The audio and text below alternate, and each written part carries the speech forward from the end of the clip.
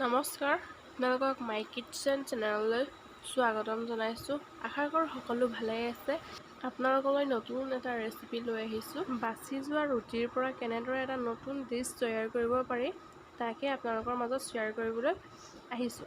বলকচোন ভিডিঅ'টোৰ মাজলৈ যাওঁ।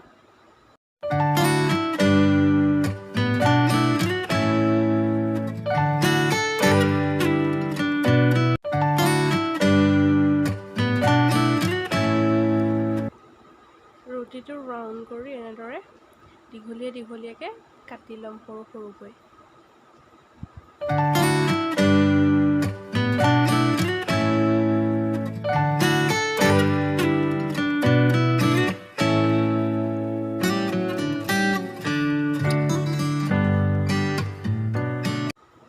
বৰ্তমান কাটি হৈ গ'ল। এনেদৰে দীঘলীয়াকৈ কাটি ল'ব আপোনালোকে, তেতিয়া দেখিবলৈ ধুনীয়া হয়।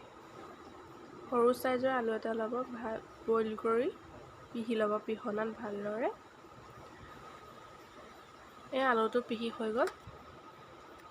এতিয়া এটা কেঁচা জলকীয়া, পিঁয়াজৰ পাত, পিঁয়াজ ভালদৰে কাটি লৈ ইয়াত কেৰাহীত তেল দি থোৱা আছিলে। তেলখিনি গৰম হৈ গ'ল, পিঁয়াজখিনি দি দিছোঁ।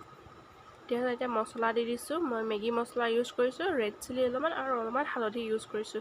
এতিয়া কাটি থোৱা ৰুটিখিনি তাত দি দিম। দি মেলি আলু দি ভালদৰে এতিয়া মজাই থাকিম। অলপমান দেৰি কালাৰ গোটেইখিনি মিক্স হোৱালৈকে মজাই। পানী খোৱা কপেৰে মই আধা কাপ পানী দিছোঁ। বেছিকৈ পানী নিদিব, নহ'লে বৰ আঠা নিচিনা হৈ যাব আৰু বেছিকৈ সিজি গ'লে ভাল নালাগিব। এয়া হৈ গৈছে।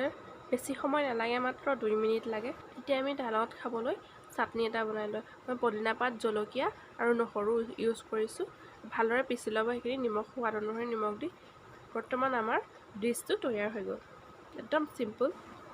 আপোনালোকৰ ল'ৰা ছোৱালীক আপোনালোকে সকলোৱে খাব পাৰিব। ল'ৰা ছোৱালীয়েও ভাল পাব খাই খুব। আপোনালোকে যদি ভাল পাইছে please like, comment and share কৰিবলৈ নাপাহৰিব।